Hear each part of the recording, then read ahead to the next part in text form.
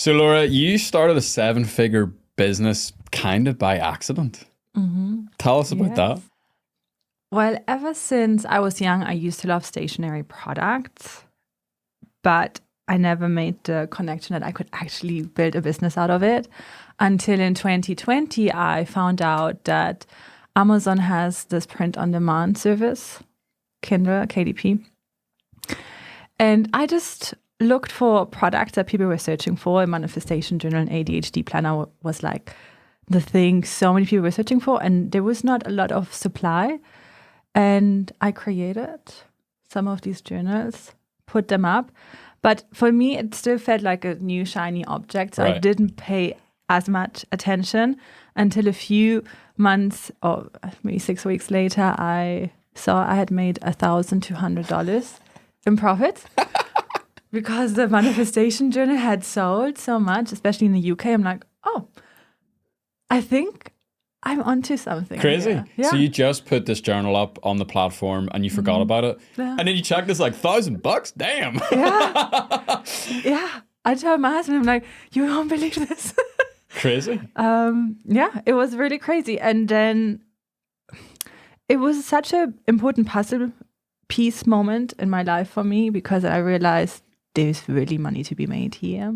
And then I took time to create more journals, and then I sold the ADHD planner a ton. I made over 10,000 in profits, and then I reinvested that into physical products. So that's how I ended up creating a physical product business with stationery products. Yeah. So you literally just made the digital files, you uploaded it, and then Amazon takes care of the rest? Yeah. Crazy.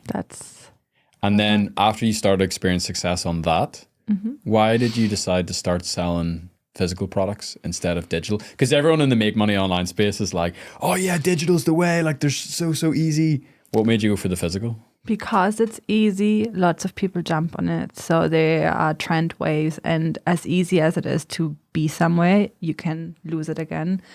And I love stationery products. I don't like to buy easy print on demand, bad quality things. So for me, it was a no-brainer. I want to have really high quality, beautiful products. And I knew that many people would not do the same thing. So I would have a big advantage.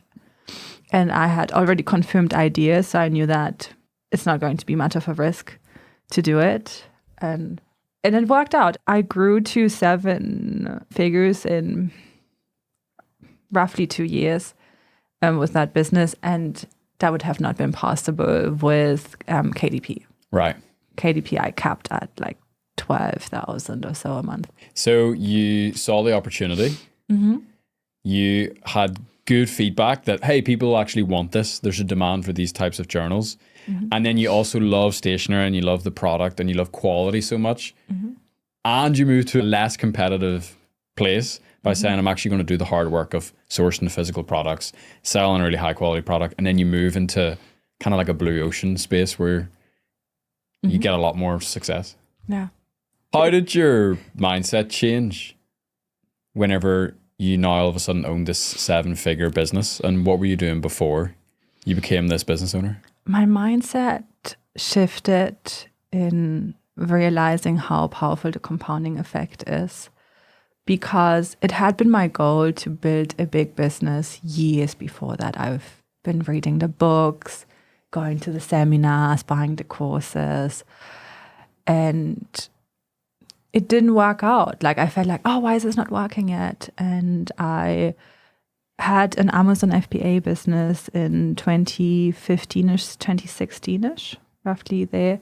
It went well for a time, but then it collapsed. So I felt like, why is this not working? And I felt that I had like a massive aha moment at that point where I'm like, there's a lot of work that goes ahead of time. Overnight success is not the reality, even though it looks like that from the outside.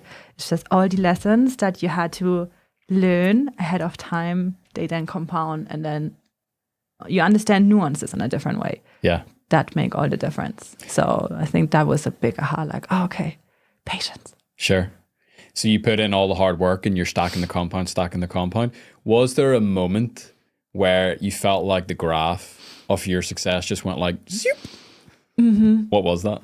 I could see that in my Amazon account, because if you look at like the monthly revenue and I was adding new products, I'm like, oh, this looks like a compounding graph. This is so cool. Finally, the hockey stick. And it took some time because like I was willing not to take any profits out. Like I'm reinvesting everything. Like I'm just going to add more products. I so believe that this is going to work. So I think a lot of my mindset shifted from like immediate results to like, I know this works. I'm happy to get the results in 1-2 years, maybe 3 years. And I'm just going to work for this. So I think that changed a lot. I didn't have that sort of patience before. I was like, I try something today, it doesn't work tomorrow, I don't want to do it anymore. Right. So yeah, it was lots of like jumping between shiny objects and never doing anything fully. Sure. Yeah. What other ways was beginner Laura different from 7-figure Laura? Like, what other ways did your brain change? What were the differences between those two people? I feel in many ways I'm the same person. Mm-hmm. What has changed is that I started to stack evidence and I am expecting things to work. And I have less black and white thinking. When a product doesn't work well, I'm not like, oh, this product doesn't work. Like okay, this might be the image. I have to like test. I need to become like a little bit of a detective and find out why it's not working. And previous Laura would have been black or white thinking, no, it doesn't work. The launch was a fail. Learning that there's no black and white, that is really always just testing and figuring it out, that is a big difference that I didn't have before. And now I've seen that. And I see that in so many different things. Like when I watch people in the communities, they're building their online business, no matter what type of business, there's often like, oh, this doesn't work. Starting ads does not work. This does not work for me. Like, yeah, you just need to test a little bit more until it works. Mm-hmm. That's something I've noticed with a lot of successful entrepreneurs is they're really kind of more like experimenters. Mm-hmm. Do you know what I mean? It's maybe easier for people who are starting off to think about entrepreneurs. It's just people who try lots and lots of stuff and are really comfortable with failure, really comfortable with things not working. Because the guys and girls who I see that are killing it, they're like, oh yeah, I'll just change this, I'll change that. Like they're almost like in the kitchen, like cooking up stuff. Yeah. Whereas as you say, the beginners, they're like, it failed, I'm a mess, I can't do anything. Yeah. Why do you think we as beginners have that mindset? Because there's not full belief and trust that it could really work. There's a lot of the feeling like it might work, it might only work for others. So I think there's a lot more insecurity in the beginning. And you build that muscle of trusting because when you do it longer, you see that pivoting, changing images, changing your copy, that actually makes the difference. And I think it's just really not fully being able to trust that it works that beginners struggle with.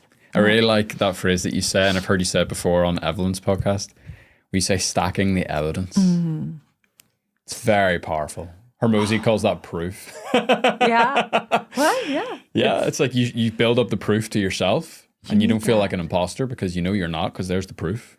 You need that because your brain just will operate very differently, because if you stack the proof, even if it's borrowed, like from someone else, like, oh, you saw them and it worked for them, that can help you believe, and then you will automatically react differently. Like you will approach things very differently. Dude, I never thought of hope as borrowed proof. Yeah. That's crazy. Yeah. Who did you borrow hope from, or who did you borrow proof from? For different businesses, from different people. Evelyn, I saw her as this can work. And I started my membership because of Evelyn. And I saw it worked for her. So I'm like, okay, I have never done this before, but look, it works for her. Yeah. So it must work. It really helped. On that kind of point, how did you start to feel confident enough in your own entrepreneurial ability to then say, okay, now I'm going to start coaching other people and I'm going to start teaching other people? Because that is a big shift. Like it's a big shift to go from beginner to making a little bit of money, making more money. Now I'm a successful 7-figure entrepreneur. it's another massive jump from, okay, I'm a successful 7-figure entrepreneur, and now I'm going to teach other people how to do that. It's like a new set of challenges. And it is very challenging to teach something where people want to have a step-by-step process, and sometimes they forget like resourcefulness, making decisions. Like a lot of these other elements are equally important to be successful. How did I shift? It was mostly because I was asked to help people. I had a Facebook group and I shared about like, hey, oh my God, this KDP thing. Look, this is what happened. How crazy. And people were like, how did you do that? Can you show in a webinar? I'm like, yeah, let's do a Q&A webinar. I just share what I've done. And then they were asking, would you be willing to, I pay you to learn how to do this. I'm like, okay, I saw Evelyn have a membership. Let's create a membership out of this. And people were very happy to join. And we had lots of really nice success stories as well. People creating their own journals, coloring things. Crazy. So, yeah. But I used to work for Amazon. So I felt confident in teaching because I taught from an Amazon perspective, how you can work with the algorithm, how you can find out what people are searching for before you even create something. So you only create products that are in demand with little supply. So it kind of became like a fusion. Like I was looking at it from like an Amazon perspective, like algorithm, which a lot of other KDP courses did not. They had the approach of like create 100 different journals, one will stick. Right, throw stuff at the wall and see what sticks. ends up there, yeah. And I didn't believe in that. I'm like, no, you can just figure out what people want, then create something of quality, and then make the sale. So this is really interesting because this is definitely a huge mistake I made early on in my entrepreneurial journey, was I just created stuff, and then Kirby calls it the hope technique, where you're like, I hope somebody buys. Do you know what I mean? And you're completely, it's like putting a blindfold on and just like throwing stuff at a dartboard. And so many entrepreneurs do that. So if you were to kind of like generalize the advice a little bit more for people who, not necessarily who are doing Amazon products, but for entrepreneurs who are just starting off or who are thinking about starting off, how can they do some really easy market research to figure out where the demand is? Yeah. So then they can just come in. They don't need to create demand. They don't need to try to convince people. It's like they can just supply the demand that's already existing. And this is so important. So often people, when they start a business, they say, oh, I have never seen this before, so this is a great idea. And in my head, it's like alarm. Like, if you've never seen this been done anywhere else and no one has bought it somewhere else, you don't know if there's a market. Right. So let's reverse engineer. And there's so many free tools, like through Google Trends, you can figure out what people are searching for. You can go on Reddit. Ideally, you would want to do it in a community or in a field where you are already part of a community and you understand what the problems are of people and what the solutions are that they're looking for.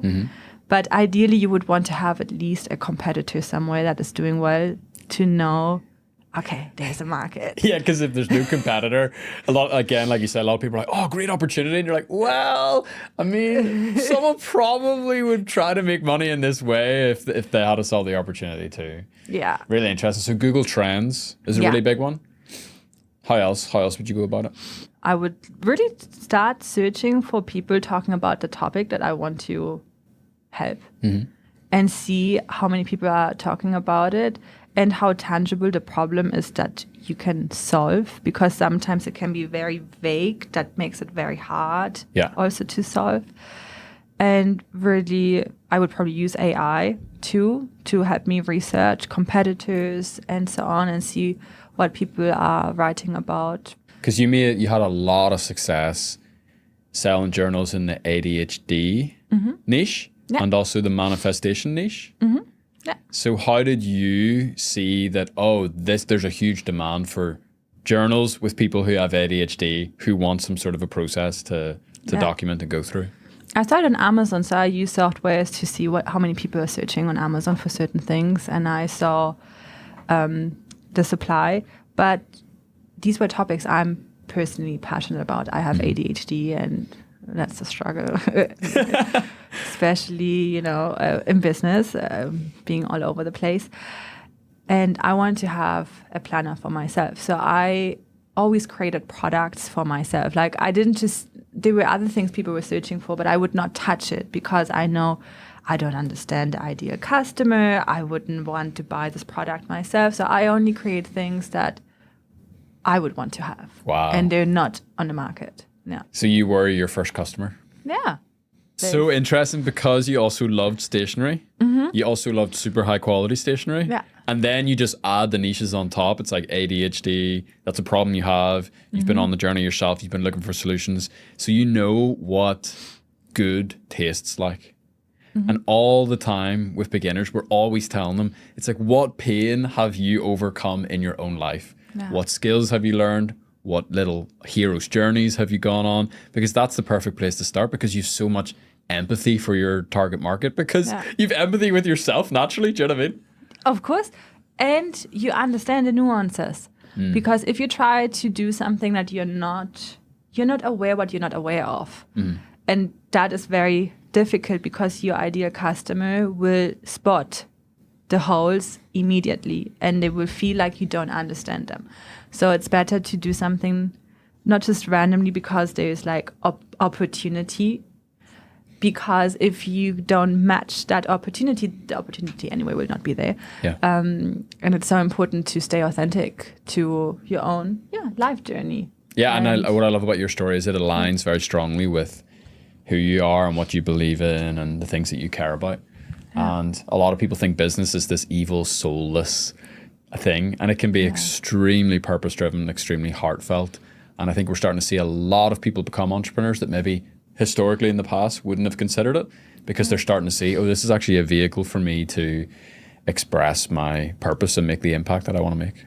Yeah, totally. I see that so much with my clients. I have, it's very interesting. I have lots of clients that are older than 50 years old, and they are creating their own stationery products and they want a high quality, something really good. And it's a lot about having impact and leaving a legacy, things that they have learned in life, things that they want to pass on, and very interesting products that they are creating because of that personal life experience and what they want to pass on.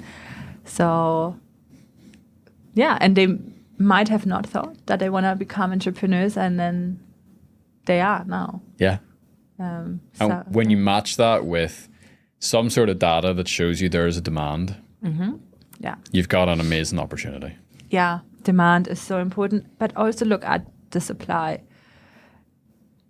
Sometimes there are products in demand, but the supply is just enormous and filled with sharks.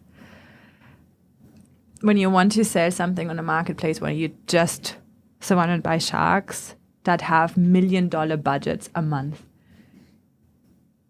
it's hard. Like, let's choose something where there's demand, but the supply isn't as aggressive and as well developed. You started off with more of a course model. Mm-hmm. Why do you think when you added the component of community that created such a positive change to the whole thing? Like, what's the benefit of the community?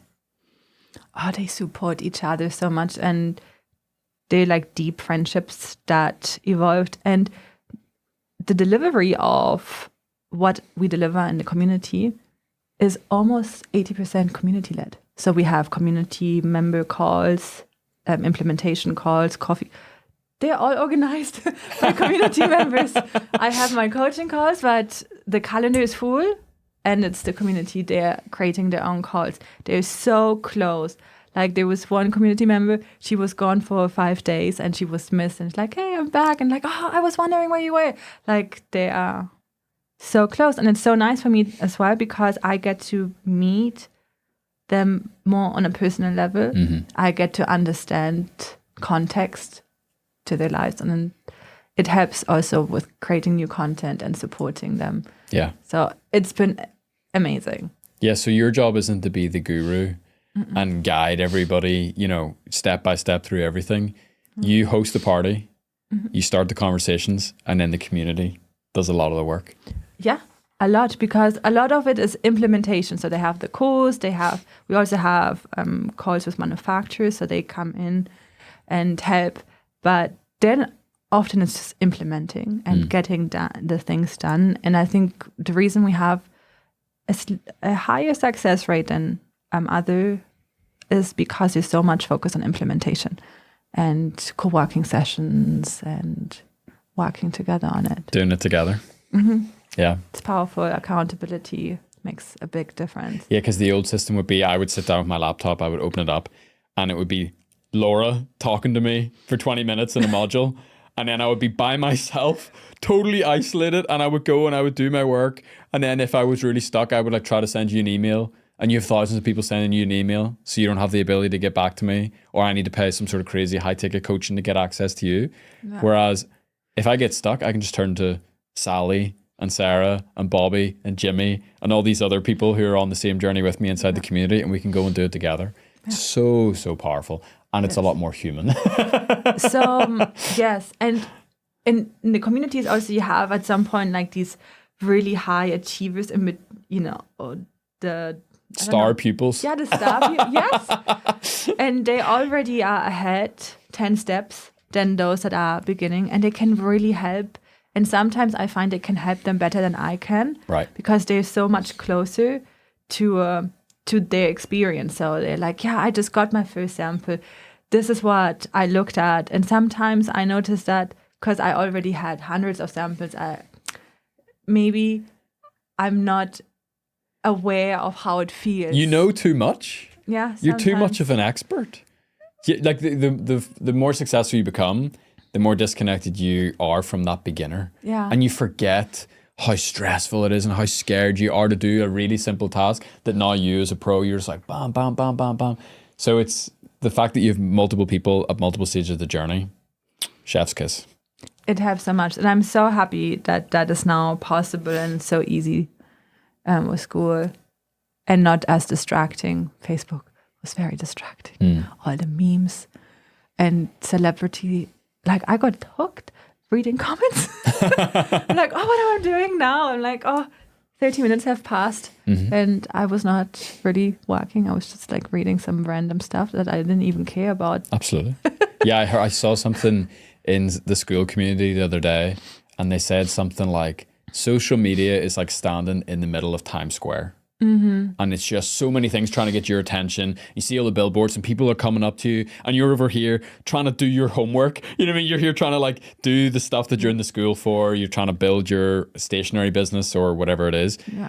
And they said Skool is like a walled garden where it's quiet, it's controlled, and the only way to get in is through the gate. Yeah. And so only the right types of people can come inside the garden, and it's all people who are on the same journey with you. Yeah. And that is how I even feel when I use the two platforms, when I use Skool versus a social media. It's like I'm inside a community and I'm like almost have like a warm, fuzzy feeling. I'm like, yeah, here I am inside my podcast community or inside my painting community or whatever it is. I'm with my people. I'm focused. There's no ads. There's no news media trying to be like, put in front of me. It's just quiet. Better place to work. It's so good.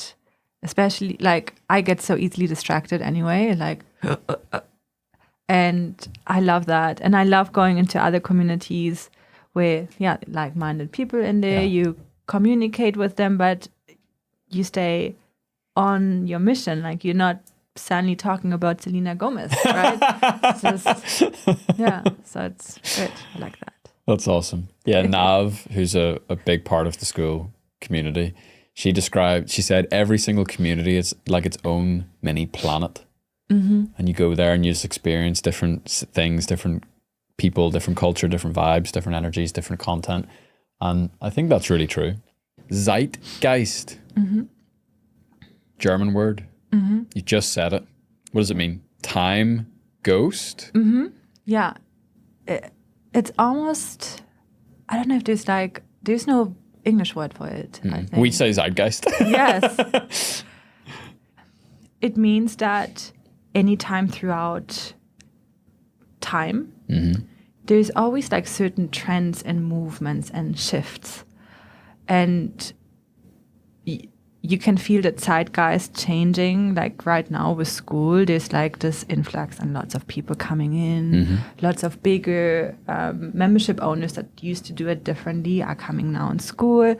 So you're noticing that there's a shift in time right now. And that's basically what it means, like that there's a shift. Like the atmosphere is changing in time. And I felt like in the past that has been with other social media platforms or different opportunities, and there was like different funnel building systems. Like there's always some form of like a movement where lots of people are going in, and I felt like, okay, I can sense this is happening. Yeah, the time ghost. Maybe another way to think about it is almost like a time angel, where it's like if you're in this spot at this time, it's like things are going to be a little bit easier, a little bit better, a little more in the demand side of things.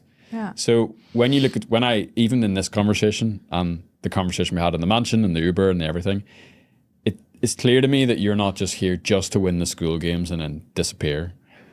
Why do you think that the zeitgeist has shifted to communities? And why you seem to be preparing for the future of online communities.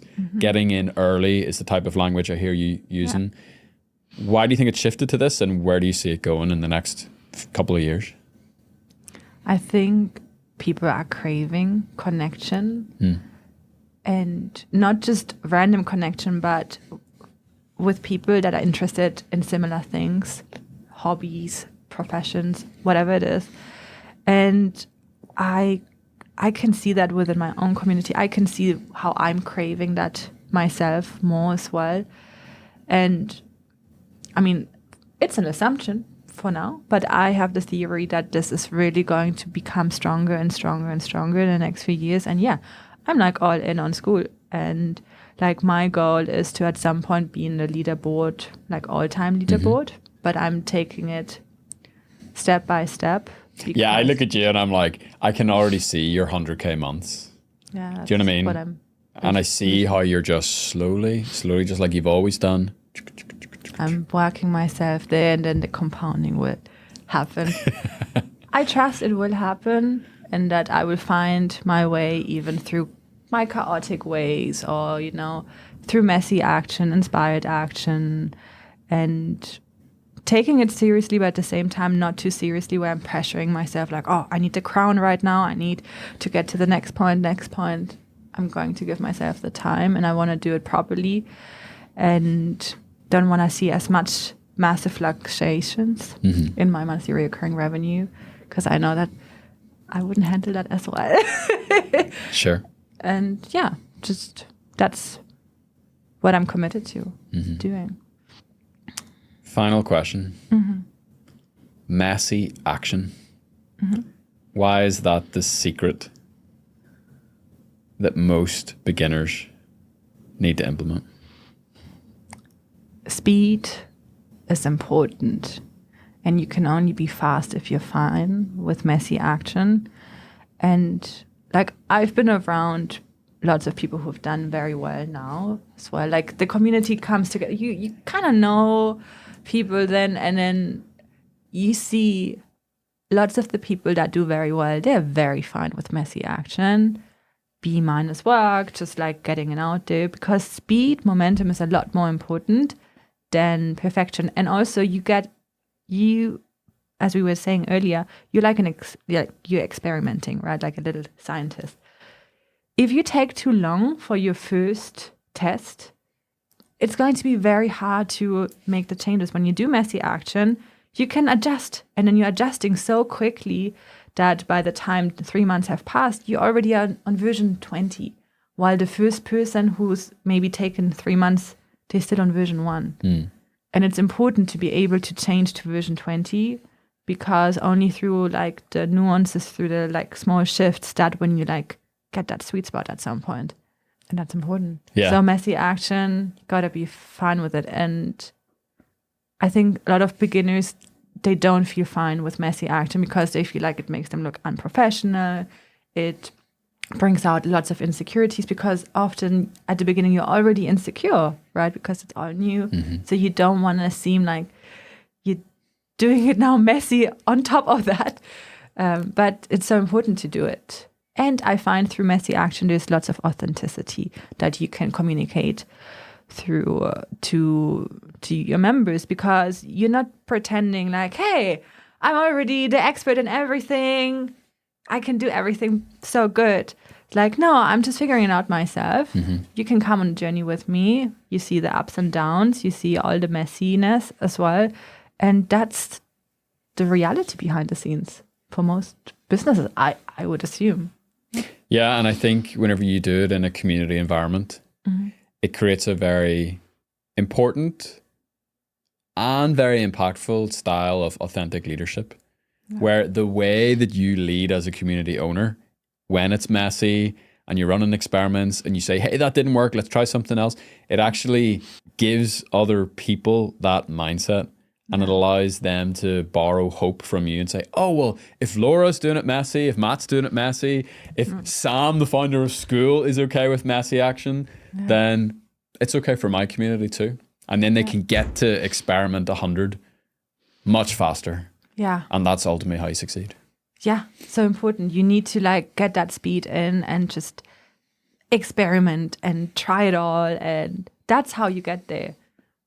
Laura, thank you so much for your time. Thank you. Really appreciate it. You crushed it. There'll be a link to Laura's communities in the description of wherever you're listening. If you're interested in starting a stationery business, learn from Laura, joining her community, you can do so there. If you like the idea of this whole community thing, we would love to invite you on to Skool. There'll also be a link in the description for that. And if you click that, I will help you get set up. I'll personally onboard you and we'll give you everything you need to succeed. Thanks so much. And Laura, thanks again. Thank you. Hope you enjoy the vision coming to life in Vegas the next few days. Yeah, so excited about it.